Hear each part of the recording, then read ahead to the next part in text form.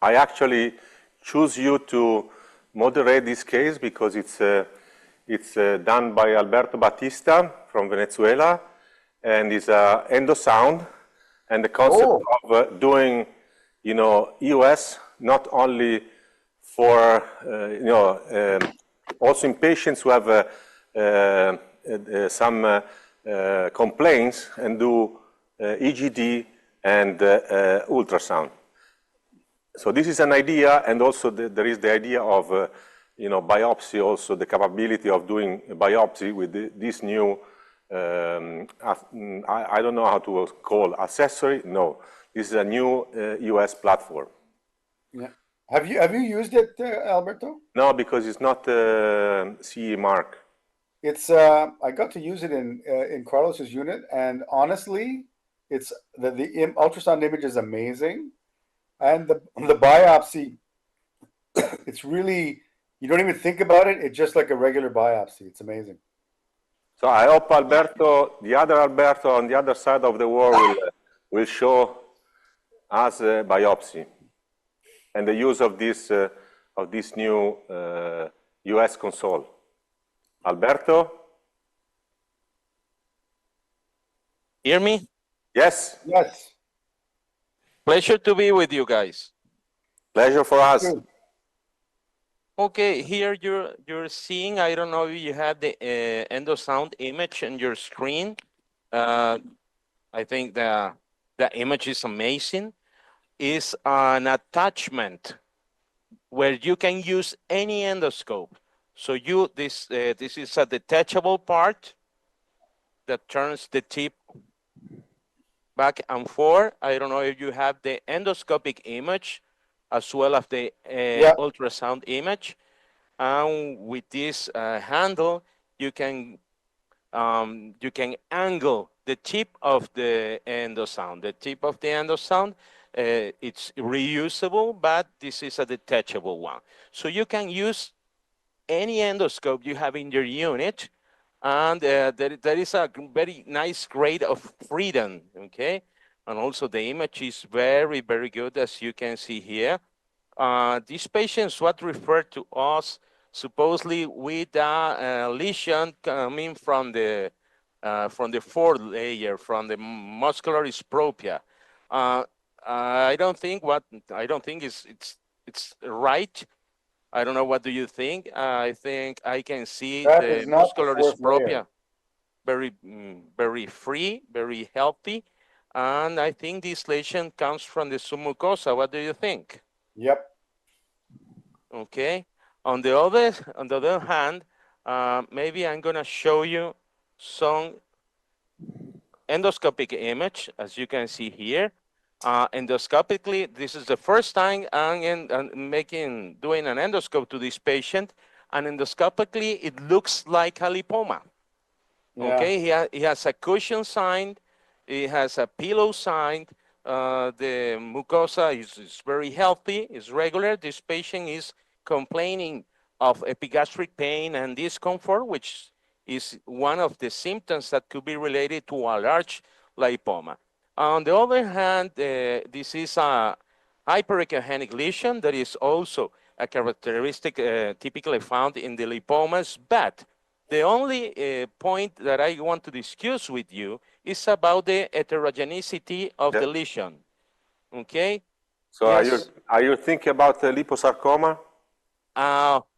It's only 35, less than 40 cases described in the literature, but these patients had his mother had a gastric carcinoma or gastric tumor. She passed away when she was very young, and there is not much information about the nature of the cancer she had. On the other hand, I think the heterogeneity maybe could make us enthusiastic about doing a biopsy of these patients, but that's a matter I want to discuss with you, because if we are thinking about the liposarcoma, I don't think the acquisition of the tissue is not strictly necessary. These patients should go to a surgery. As a matter of fact, he was planned for a surgery. What do you think? I'm not thinking. You need a tissue diagnosis before going to surgery. But I would say that, you know, we've had a few cases where in big lesions that looked like lipomas that were more than 2 centimeters, we biopsied them to look for the liposarcoma, which you never see, okay? But in about 20% of cases of things that looked like lipomas that were over 2 centimeters, we found gysts. It was really strange. Like they looked like lipomas and ended up being gysts. So in my unit, the reason I would biopsy that is to make sure it's not a strange looking gyst. But I agree, it looks like a lipoma. It's in the submucosa. Yes, so it's a lipoma. So I think we would biopsy it more for that, because the liposarcoma, we've never seen that. Never. Yes, it's a very, very unfrequent finding. On the other hand, there is no only one way to make the biopsies in these cases. You can do an open the mucosa and take a biopsy. And this is very, very soft. So I'm not very enthusiastic about doing the biopsy with the fine needle that we were planned. Yeah, we use you know, a true cut. The FNB, but also when you biopsy lipomas, I don't know if you find this, you basically get nothing. Yep. Yes, that's right. It's so soft. Something else, then you will get something, you know. There's, but yeah, the opening it up and just biopsying would be reasonable as well.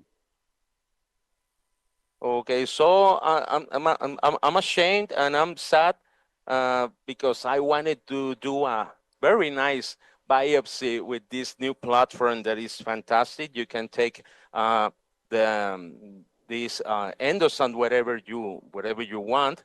I don't know if you can see here, but this is. Can you show with the camera here?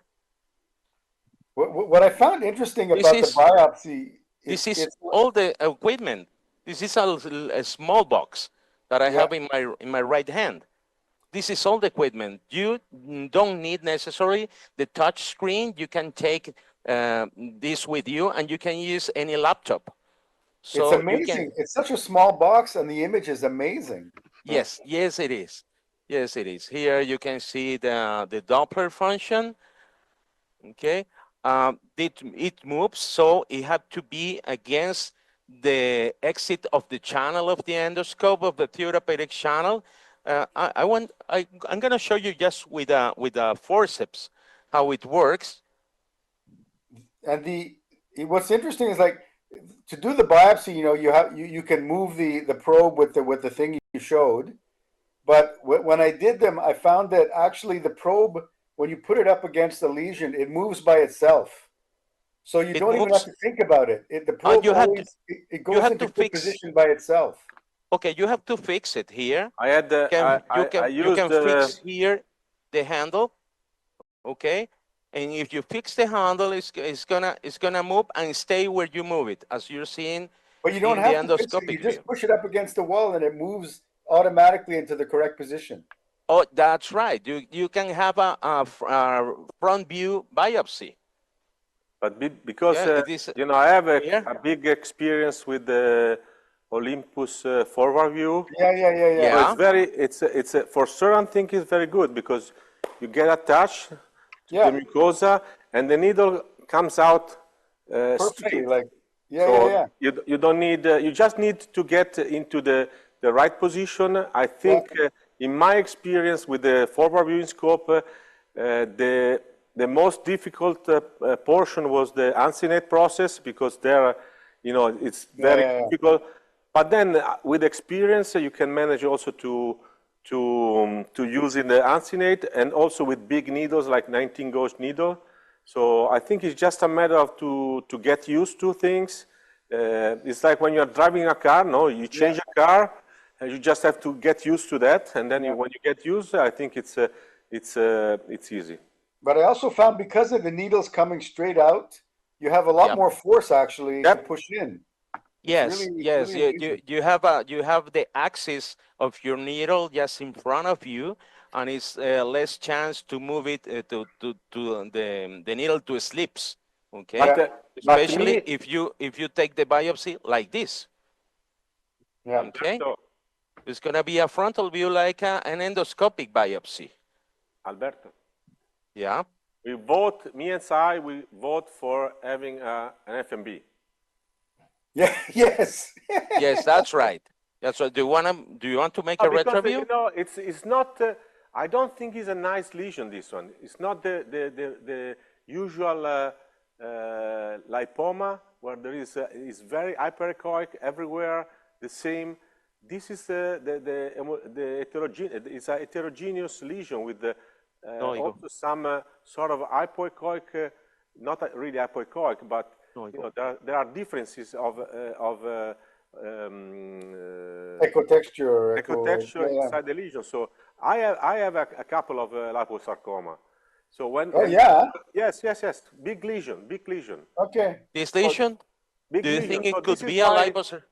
This is the reason why, as Anand said, you know, if you have more than 2 centimeters and there is something strange, I do biopsy, and it's true. If you don't get anything, you have the diagnosis.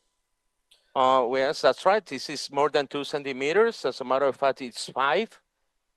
The only thing that's important, I think, is that if you're going to biopsy these lesions, it's important, I think, to not go through the wall, because then you could be putting tumor into the peritoneum. So you have to just be careful about that. But that applies to GIST as well, you know. That's right. So do you all vote for a biopsying this lesion? Biopsy. Okay. Let's go. That's democratic. What needle Let's do you have? it. Okay, la aguja. Which needle do you have? I'm gonna use the needle. The needle is a special needle because it needs to be shorter than the regular that's right. needle. Yeah. I think this is a Microtech needle. It's a 22 gauge. I think there are some other manufacturers that are working with endosound to produce these needles that can that must fit to any regular endoscope, so they need to be shorter. But the principle is the same. Remember with this scope, when you're doing just the ultrasound, because it's on a gastroscope, when you need to go into the bulb, you know, you go in a long position. It's not as long as an EUS scope, so you maybe end up needing to use the whole scope to kind of get into the bulb and to D2, you know? Yes, going through the bulb and going through the throat is sometimes quite tricky, but you have to get used. It's a new device.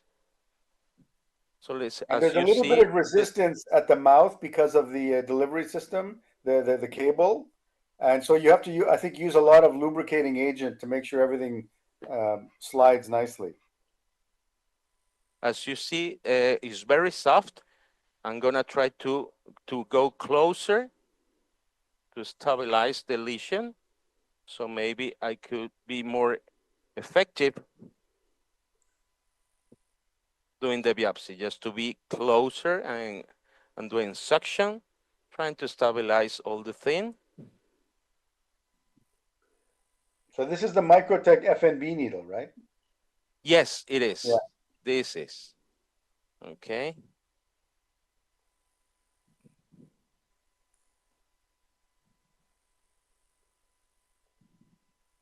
I'm going to try to be just in the middle of the lesion. Now here I am. Okay. Vamos a poner esto, Edward.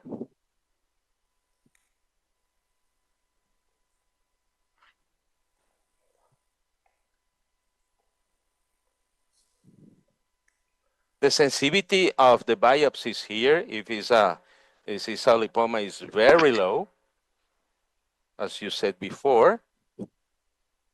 Okay. But if we have something, if we have some cells, some nuclei dark in the pathologic study, maybe we could try to diagnose a liposarcoma. The only thing that worries me about is the heterogeneity of this lesion. But let's see what happened.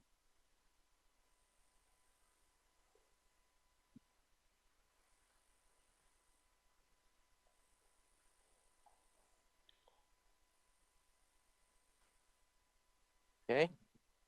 Let's see.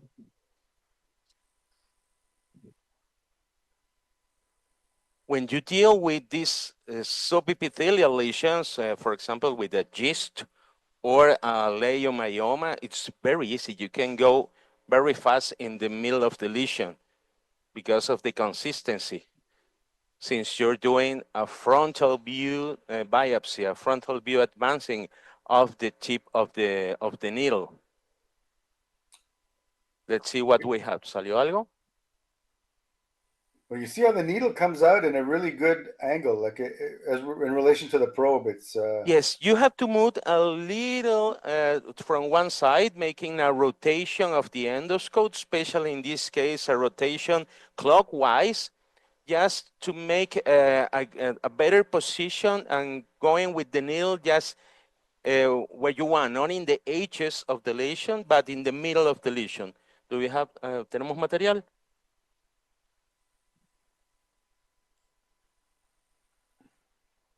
Okay, so we have some material.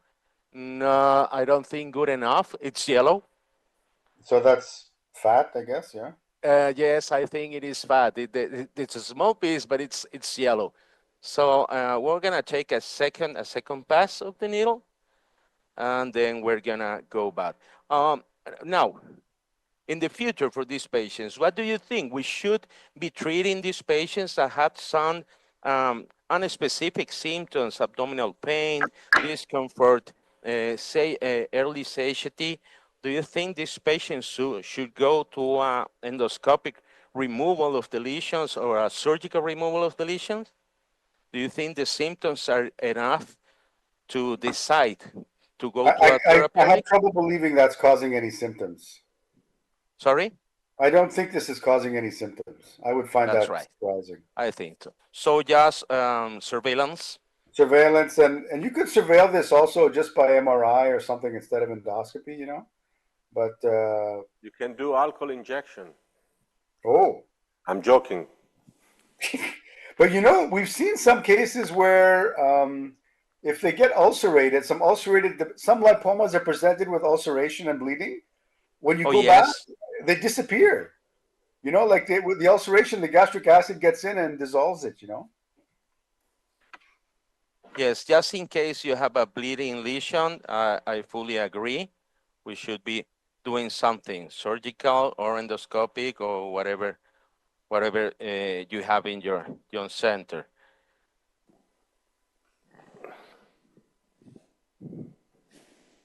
Do you guys prefer with when you have to biopsy these very soft lesions, going through the biopsy, the needle biopsy, or you prefer the open sealing biopsy, opening the mucosa and take some lesions directly from the heart of the lesions? What is your preference? No, I only use the needle. I don't do any. Okay. Alberto left. Yeah. But I only use the needle. I don't do any open.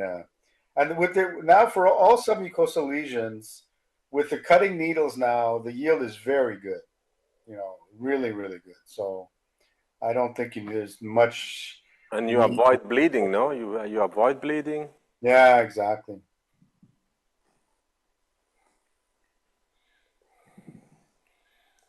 Can you show us the bile duct after with that scope? I will try.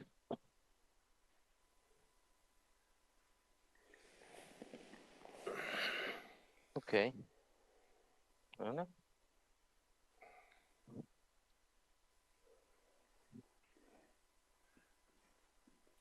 Are we running out of time, Alberto?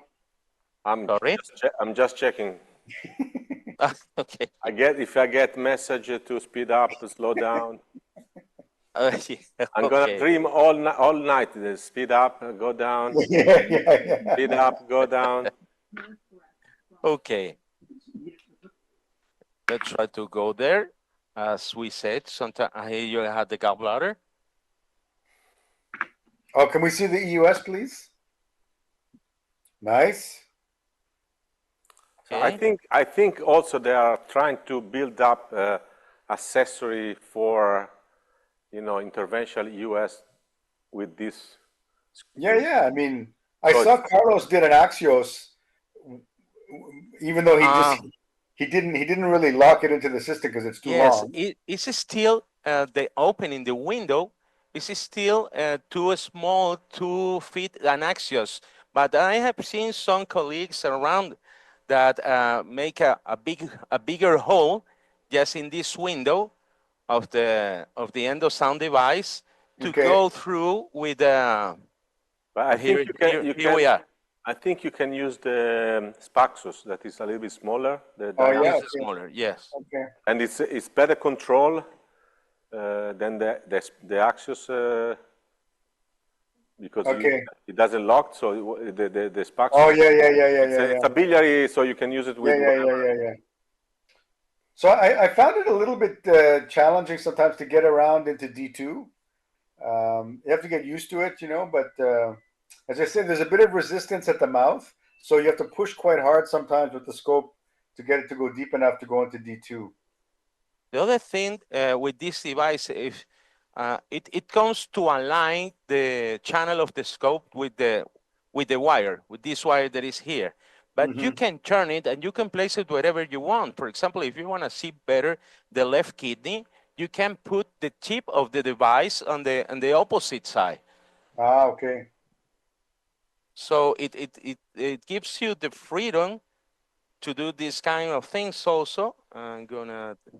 You know what? I think this is sort of a future for countries where I think in Italy, the center south of Italy, there's not so many places where there is EUS. Yeah. Even though there is a high demand, so you have a bag, and then you go there and you can go anywhere and do your examination. So I think it's a brilliant idea. Yeah, and it's only about, the generator is about, I think, $30,000 or something, and you could imagine somebody who keeps a few probes, and then you can do many cases, and while the other ones are being cleaned, and then Yeah, and also I think if you are used to do EUS for 30 years, and you started with the the radial and mechanical radial. So now you can do everything, no? Yeah, exactly. The view is good, so. And maybe only for very difficult case, maybe you need high-level ultrasound, and you can still send the patients or move the patient to a tertiary care center. So I think in North America, for many clinics outside of the hospital, it maybe allow them to do EUS now inexpensively. Okay, so I think this is a very nice demonstration. It's draining the gallbladder.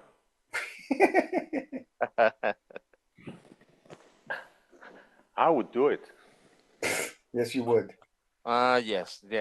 This is a good window. Okay, Alberto, we have to move. Sorry. See you guys. Pleasure. Thanks a lot. Thanks, Anand. Thank you. With us. Thank you very much. Bye-bye.